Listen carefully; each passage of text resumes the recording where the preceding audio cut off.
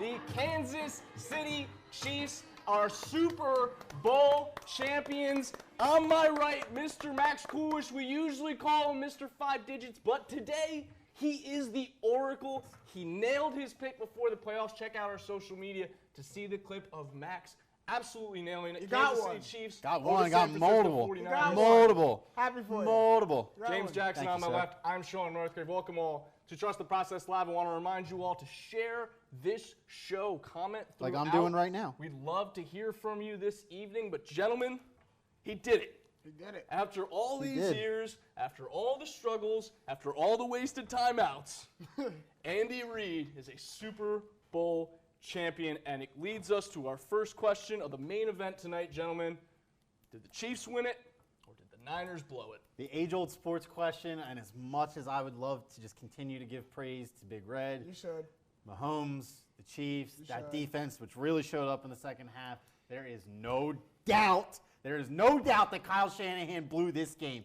My man, you are the best running offense in the NFL. And yes, I'm including the Ravens. The best running offense top to bottom. I'm not talking about having the best player running the ball. That offense is 4 running backs deep. The best offensive line in football. They were up double digits with less than 4 digits on that clock. And you know what they did? They didn't run the ball. They didn't get first downs. And that all comes from the head coach. He lost his identity at the 2 times it mattered most. Being aggressive before halftime and knowing how to use your running game to finish a game off and ice the clock. He did neither of those 2 things, and that is ultimately what cost him. And honestly, if I'm a 49ers fan, I'm super happy about this team and the season and everything, but seeing Kyle Shanahan do that makes me sick. It makes me sick knowing I'm going to have to live with that for the next X amount of months. Calm down. It makes you sick. Yes. You'd be sick too if your team blew a Super Bowl in 7.5 minutes. Down.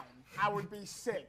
Okay? Yes, mistakes were made. People are human. You're not going to play a flawless game. No. Especially on the world's But he biggest blew the stage. easy part is You're what gonna I'm getting at. You're going to have mistakes. There are 2 parts to a comeback. Yes, the door has to be left over, but a team has to run through the door. Okay? Just because Kyle Shanahan didn't do everything up under the sun that he had to do to win a game doesn't automatically make the Chiefs going to, erase a 10-point deficit. They still have to do that. Correct me. Twice the Chiefs were down by double digits before the Super Bowl and the playoffs. What happened? All 3 times. What happened all 3 of those times? They won a game. The Chiefs have done this before. They will continue to probably do it as long as they play football, as long as Patrick Mahomes plays football. He plays better when he's down, okay? So he had to come in and he had to will the Chiefs back. He won the game. The Chiefs won the game. My point, a 10-point deficit my point isn't is an exactly what you're outrageous saying, comeback. though. A 10-point deficit isn't an outrageous comeback. Yeah. And that's why you have to be, as the Niners, you got to be ready for that. That's a 2-score game in the Super Bowl against the most explosive offense maybe of all time. That's where I That's not disagree crazy. with you, though, because a 10-point lead, yeah, in theory it's not that big, but when you have the best defense probably this season, the best defensive player this season, in my opinion, in Nick Bosa, and you have the running game that Max is talking about, you have to be able And to it's not like the Niners defense was getting killed. They were getting pressure on Mahomes. He threw 2 picks. He had not thrown an interception in a postseason game before the Super Bowl. They got him twice, and one of those was as bad as you'll see. One of those, he's like, I hope Tyreek Hill's open, and he just chucked that thing in there. He did the Jameis Winston special. The linebacker saw him the whole way, and I'm saying that is, like, everything went perfect for the 49ers, and they still didn't do it. Yes, the offense. They blew it. The offense didn't score in the final frame. The defense also let up 3 consecutive touchdowns in the final frame. They hadn't let up explosive plays all game, and then just when they needed it most, who delivers? Yeah. Patrick Mahomes. And they look Who toast. doesn't deliver? The Defense 49ers. looked toast in that fourth quarter. But you're giving way too much fault to the defense and not enough credit to the man No, who did it. Someone had to step up. I'm giving more fault to the offensive Someone side had to of step things. up, and the combination of Pat Mahomes, Tyreek Hill, Travis Kelce, and Damon Williams That defense stepped played. up. They its won the balls game. off. They won for all the intents and game, purposes, Max. they held the Chiefs to 24 points. That last touchdown is. That defense is in a bad position. Yeah, that's one of the bigger plays the Chiefs busted that night. But for all intents and purposes, that game is 24-20 before the Chiefs. You're taking context. They held them to 24 points. 21 of them came in 10 minutes in the fourth quarter. That's Exactly. That's blowing the game. That's textbook blowing the game. That's an explosive Textbook offense. blowing the game. That's an explosive offense at work. Well, we know who you guys think is responsible for the win. Pat Mahomes responsible for the loss. Kyle Shanahan. But it leads us to our next question, which is, this is now twice for Kyle Shanahan. Twice in the last 4 years. But we can get into this. Kyle Shanahan, bad luck, or choke artist? I'm probably one of the only people in America that is giving Kyle Shanahan a little bit of slack, just like this much, just like not enough for the past 2 Super Bowls. Enough to choke you? Enough that maybe he doesn't have to just die completely. You know what I mean? Like, I'm giving him a little bit of slack. Both Super Bowls that he was a part of, both Super Bowls that he played, he had to play the greatest dynasty of all time. Which the Eagles beat. That has nothing to do with anything right now, It's man. true. It has nothing to do with anything. It's true, though. Congratulations. Thank you. You're going to hang on to that Super Bowl We beat forever. the greatest dynasty of all time. That feels nice to yes, say. you did. All right, I'm Congratulations. sorry. I had Are you to. happy? Yes, I'm very that happy. That annoyed the hell out of me. Good, it should. You didn't have to do that. You saying the Chiefs won that game instead of the Niners blowing it annoyed me. So we're even. But bad luck. Why bad luck? Because he has to play the greatest dynasty of all time, and then has to turn around in the next Super Bowl that he's a part of. He has to play probably the most explosive offense that we've seen in NFL history. And both times, yes, he shares his blame, he shares his faults. Both times, he had a quarterback who played either really good or well enough in the first half and then just lost his bearings in the second half. Both times, he looked to what would be the leader of his football team and say, hey, I need some plays. Andy Reid and Bill Belichick were able to go to their quarterbacks in times of need and say, what? I need you to throw the script. I need you to throw the game out the window, and I just need you to will this team back. I need you to make plays. Why couldn't Kyle Shanahan get that from his MVP quarterback in that year, and then his quarterback who hadn't thrown an interception coming into that game? Like he looked to his quarterbacks, and they both came up with duds. He's got a little bit of bad luck. He obviously shares his blame. Before you start jumping all over he obviously shares his blame, but there's a whole lot of quote unquote bad luck and misfortune that is on Kyle Shanahan's side that may not be Kyle Shanahan's fault. I think the only bad luck that he's had in either of these Super Bowls is that Mike Smith was his head coach in the first one. Because there's no way that as an offensive coordinator, if you're seeing a lead like that slip away, you're clearly starting to panic. It is a head coach's job to reel him in. At that point, he's the second most important person on that coaching staff. But he's not the most important person. It is the head coach's job to keep things on his sideline in order. And it doesn't matter that Kyle Shanahan was like a de facto like offensive head coach. That is not what his title is. It was offensive coordinator. I'm saying he has little fault in that first one. Yes, he did not play things perfectly, but at the end of the day, it's not his fault that the head coach cannot manage a 25-point lead. And look what happened in that first Super Bowl. I mean, we have Julian. If Julian Edelman doesn't make a catch that's off the ground by this much, bad. It's a wash. Like the Falcons still win that game. You can call that luck if you're so inclined. Absolutely, I'm calling that luck. I think I would exonerate Kyle Shanahan more for that Patriots Super Bowl, which is like maybe the biggest sports meme of all time at this present moment. It's hard, right? 28-3. But that Super Bowl game last night, I give him absolutely no bad luck credit for. None whatsoever. He brought that upon himself. Bad luck that's a weird term because luck is like it's all out of Kyle Shanahan's. Yeah. But every team's lucky. Like the Chiefs got lucky in the fact did he that choke? the Dolphins is what I'm trying to say is Kyle Shanahan didn't quote unquote choke. He made bad decisions, but he also like a lot of things out of Kyle Shanahan's control from an offensive coach's standpoint.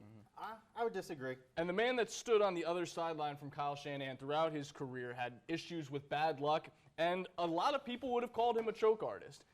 Now, we called him a choke artist in this city for many years. Now, Big Red is invincible. He is Teflon. He didn't sleep with the trophy last night. He slept with his trophy wife. No one can speak a bad thing. Where does Andy Reid rank in the coaching hierarchy in today's game? Not going to go all the time, but for today's coaches. In today's, I'm going to still go modern. So when I think of today's coaches, I still think of maybe the Tony Dungy's and the Bill Cowher. You know what I mean? Like, that's still the modern era when I think of it. I see Rodney Harrison on NBC. Yeah. I'm like, no, wait, didn't you just play like last week and have a pick? Exactly. I'm still going to group all of them into it. But you said Andy Reid is invincible. And there's a lot of people that are thinking that, right? No, right now he is. And Andy Reid is. Come on. And, he's on top of the world. I'm so glad Andy Reid is getting the respect that he finally deserves, the respect that I know he wants. But we gotta, like I told Max at the top of this show, calm down. Like we gotta calm down. I'm putting Andy Reid in top 5 coaches of all time category. Andy Reid is the best active coach right now. Forget Bill Belichick. I'm seeing stuff like whoa. That's a reach. The internet goes crazy. Pump the brakes. We can all be happy for Andy. We can all now finally respect Andy. We can all say give Andy his busting can. I'm cool with that. But we're going to have to realize that he also came up short for as many times that he's quote unquote been successful, and that holds weight to them too. I give Big Red so much respect. I'm happy for you. I'm glad you got your Super Bowl ring, but let's calm down. Calm down. I think that if we're putting him in strictly like a hierarchy, there's clearly the Bill Belichick, best coach any era of all time, which is, it's so high up you're getting your binoculars out to see the tier that Bill Belichick's in, right? And then there's all the mortals. Andy Reid is very clearly in a couple tiers above any other active head coach in the NFL right now. Clearly above. There's a coach in Pittsburgh, Mike Tomlin, who has yet to have a losing season that would very much disagree with you. And Andy Reid has been putting up 10-plus wins a season for 20 years straight. Clearly above. Clearly above. Andy Reid has some under 10-win seasons under his belt, doesn't he? Maybe 1 in 20 years. Mike Tomlin has none. Mike Tomlin plays for one of the coaches for one of the best organizations. And he's the coach of everybody he coaches for. He's the reason they're that. No.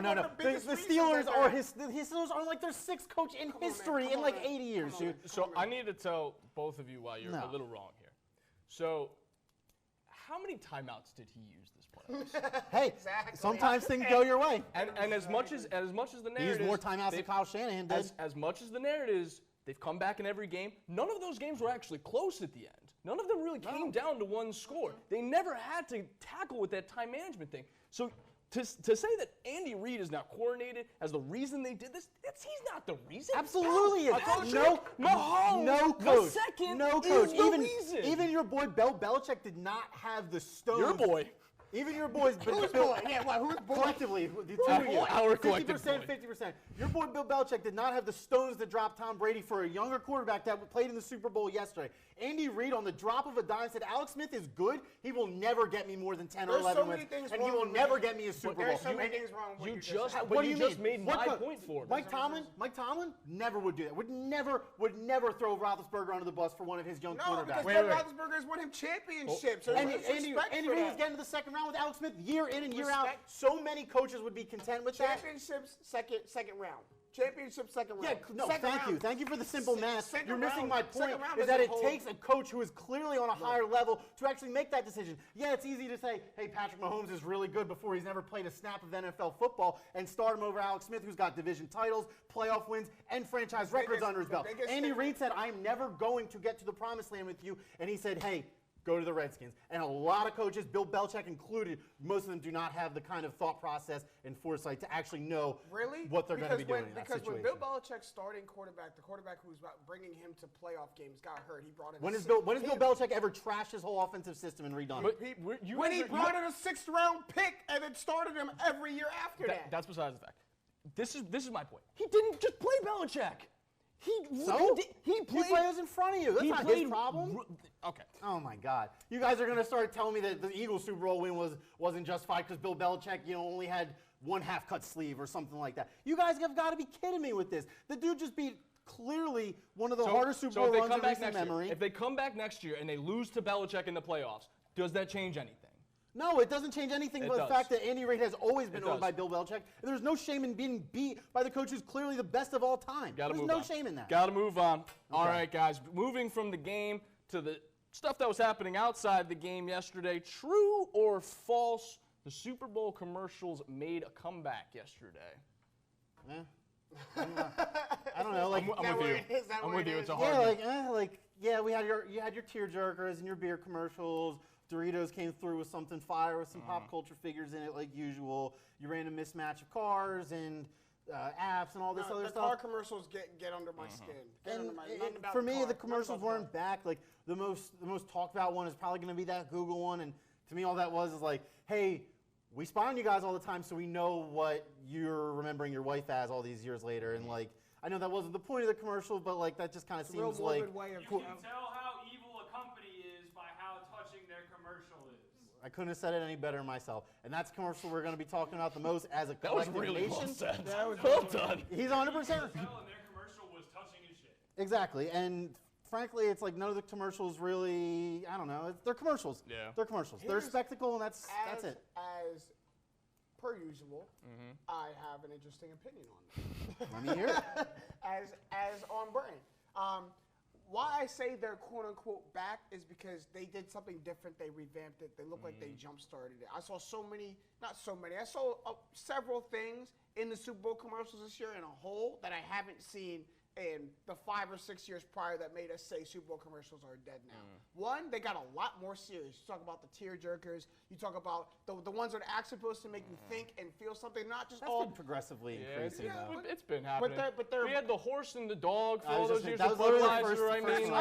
like, That's true, but I'm talking about more across the board. Of course, the Budweisers, the Googles are going to give you those tear jerkers. Budweiser has never been a jokey joke kind of company to give you, even their non-Super Bowl commercials are serious. But when you get to Super Bowl commercials, everyone thought it had to be which one's going to make you laugh the most, which one's going to be the most outrageous. That's what I would prefer. You remember the GoDaddy commercial like 3 years ago where it was just a nerd and a really hot girl just making out and made everyone really uncomfortable? Like those were Super Bowl commercials. Dark times.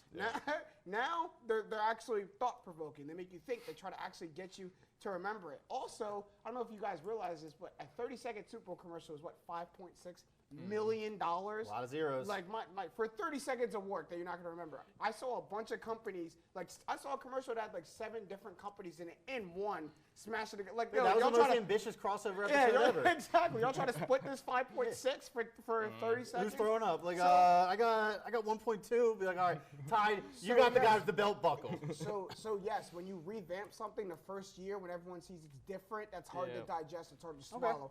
When you get to 5-6 years of that same format, that same revamped format, people are gonna be like, "Dog, Super Bowl commercials are back now," but it really happened this year when it started changing and reinventing. And I was against it. I was gonna say that it's just like it's kind of a non-factor, but you actually kind of nailed it. GoDaddy was basically doing porn on television or promoting people to go check out with the false advertising that there would be some sort of, carnal reward as a result of it. It might be a little TMI. A 13-year-old James was shocked when he went to GoDaddy and it was their website. I was like, oh, this is what GoDaddy is. They were just throwing anything out there just to get you to go to their website. You know what I mean? So, guys, we're just going to very quickly here. Next year's Super Bowl. Super early. Way too early to predict. I love it. Can't be wrong. But where do you guys think it's going to go? I'll start with mine. Yeah, please. Give me some inspiration. So the last 2 years has been the NFC West going. It's been Rams, Niners. I think next year it just makes sense that it will be the Seahawks. So that's, and I think that there's a case for it. And then I think it's going to be the Patriots. Yeah. At one point or another, they're going to revamp this offense. They're going to have so many new weapons, and Brady's not leaving. Brady's not leaving. He said it in his Hulu commercial. They just offered him $30 million a year. What 43-year-old's going to turn down $30 million a year? Yeah, come on. Nobody. None.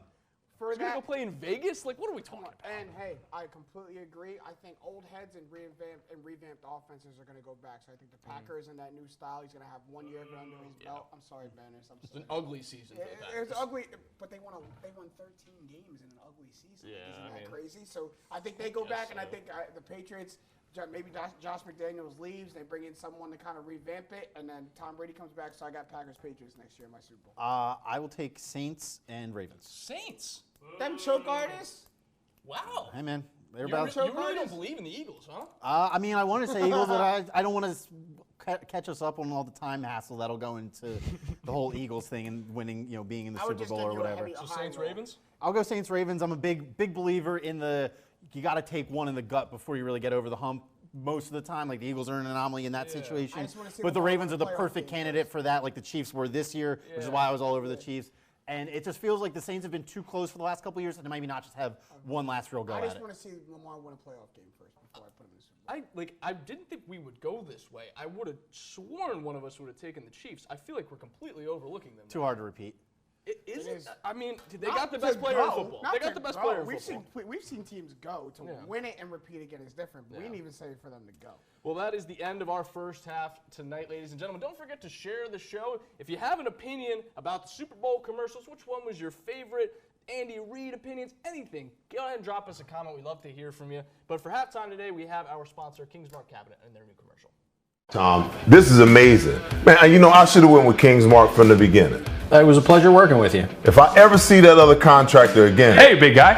Wife let me in. Just here to finish up those cabinets.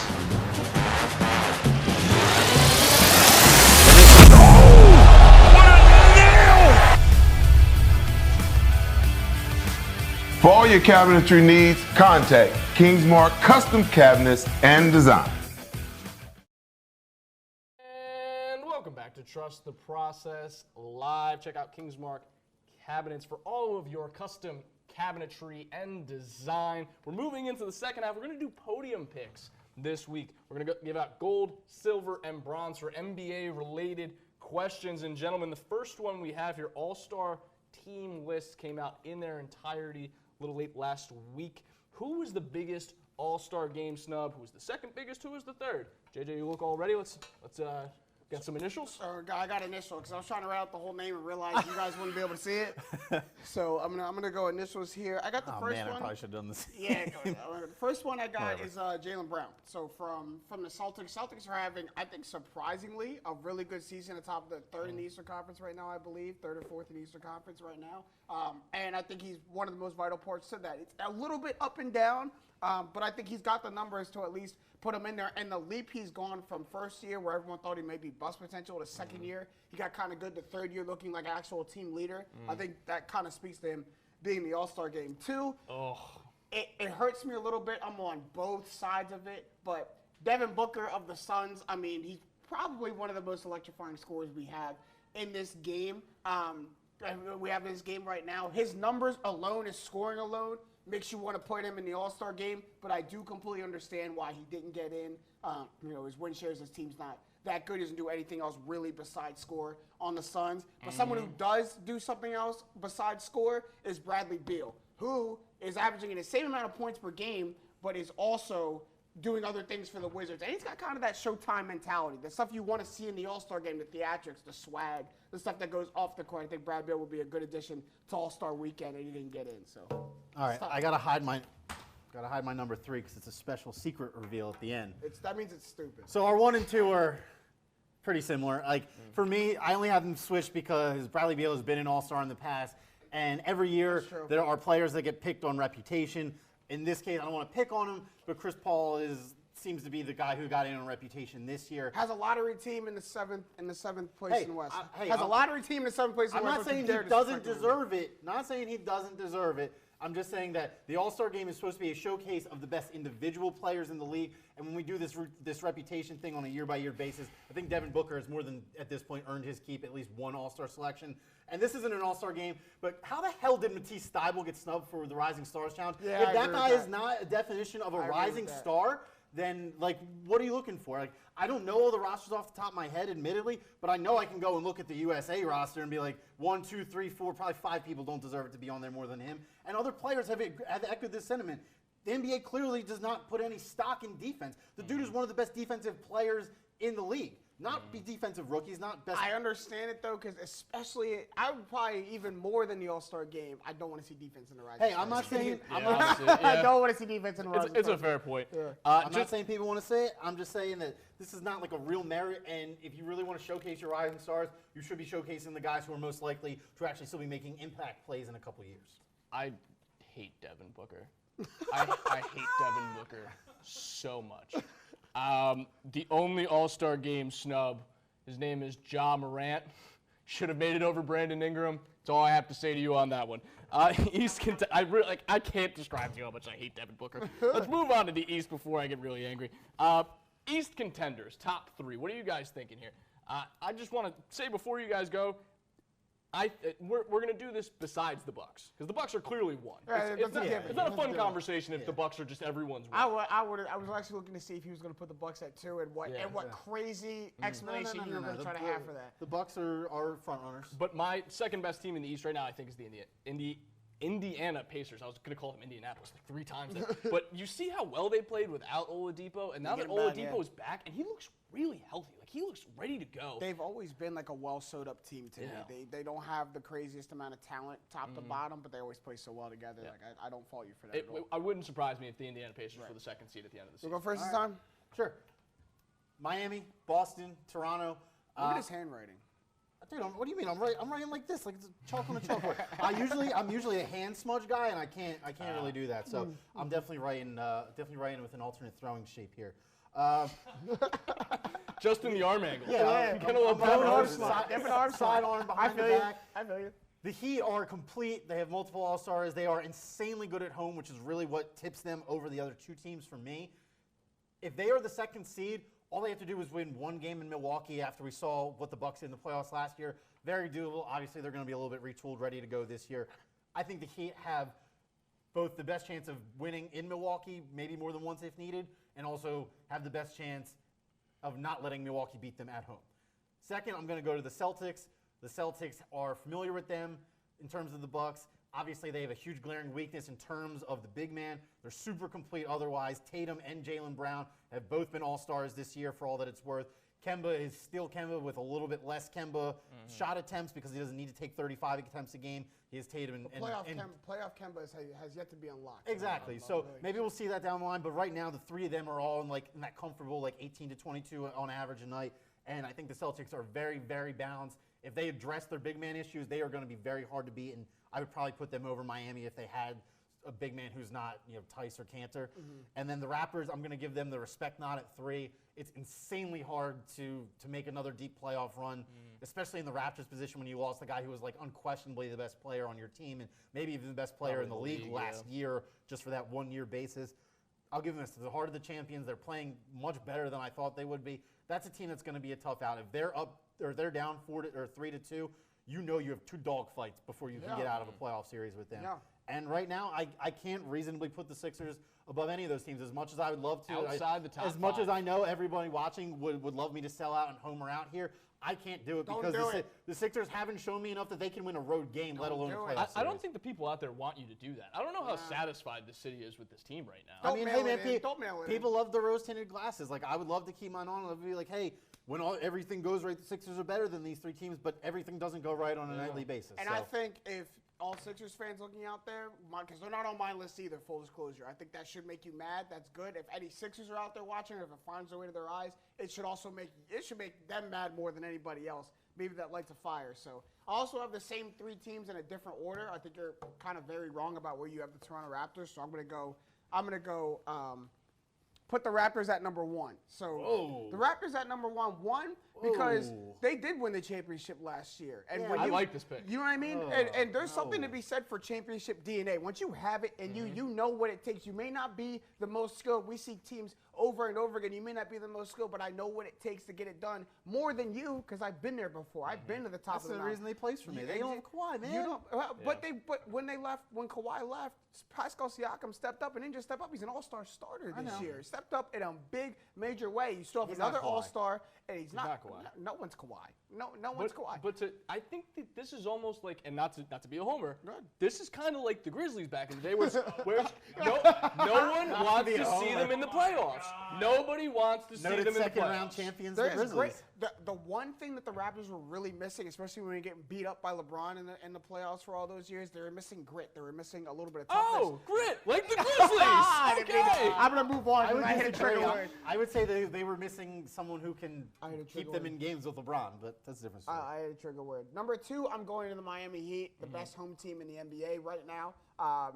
Jimmy Butler has them playing great, and I think opposed to you, I think they're a little bit more well put together than the Boston Celtics right now. They do have that legitimate big man and Bam Adebayo. Also, Myers Leonard coming off the bench is a really, really good addition for them. The Heat are really well. They have that firepower too. The scoring ability and the takeover ability of Jimmy Butler, the explosiveness in Tyler Hero's game, Kendrick Nunn coming out of nowhere, Deion Waiters checking in for the first time in all season, a couple weeks ago or a week ago, and having that big of an impact, especially late game and on the defensive end. People were like, whoa, Deion Waiters playing defense. Where did this come from?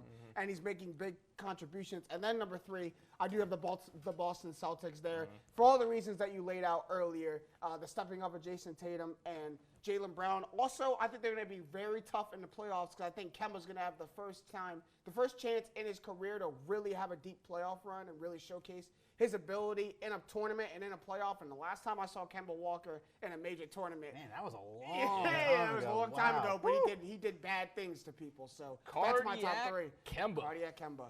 Okay. So, guys, we're moving in to the last thing. NBA trade deadline is Thursday. Yes. And Which the Sixers is won't exciting. do anything, probably. Snuck up on me. I don't know about you guys. It just kind of came out of nowhere this year. Most likely to be traded, gold, silver, bronze. And before you guys get in there, and I know I've said a lot of Grizzly stuff, but the person that's obviously the most likely to be traded or not be on the team in the coming weeks is Andre Iguodala for the Grizzlies, who said today that, look, I'm not going to play this season for you guys, so we might as well just move on. Good. That's what I need. I need more buyout candidates, please. Yeah. So I think number one, I would imagine you probably the same one. This guy has been in trade rumors since before the season started, it feels like. Derrick Rose, easily the best player on the market, especially in a position of all-star snub. Especially, definitely could have been up there. I think the per minutes probably didn't help him. Yeah. Dude is clearly the best player at the most desirable position on the trade market this year. Far and away, number one. The Pistons obviously are not doing anything. Number two, you would know this guy. The more hardcore fans out there, Danilo Gallinari. This is weird because the Thunder were supposed to be sellers, and now they're in a playoff spot. And I was going to put buyers. I think the Thunder are buyers right now. I was going to put Steven Adams here because he's been getting floated around in trade rumors for weeks. And I don't know what to do because they have other like stretch fours that can fill in for Gallinari. Obviously not to that level, but if this still is a rebuild at the core of it and they're kind of playing with house money one of those years, he makes the most sense to trade because you're not going to get a ton for Chris Paul. Shai is your franchise player moving forward, and at that point you got a good couple of pieces. Steven Adams is a good market, but I probably should have put him here. I think those two are pretty interchangeable, but I think Gallinari is the most intriguing piece for teams that are looking to go from contenders to championship. If I'm the Thunder, I watched a team that I thought was going to be in the lottery move up to a 6th, 7th seed in the West with no added value to it, and I have 10 picks to play around with. I can get some team to bite on something and give me a little bit of a contribution. That's my question, though. Do you think they'd actually put any of those picks on the table to go out and get somebody that could come in and help the team? If they truly, it seems a little bit too high a risk for the reward. They're not contending. They have to play the Clippers in the first round. House money here for them. But the 7th seed without an addition, you get a serious addition. Who do you want to bring in? Andre Iguodala's out there. You think that changes it? My last one's Robert Covington, who's been getting his name thrown out a lot. The Timberwolves are bad, to put it mildly. They stink at defense.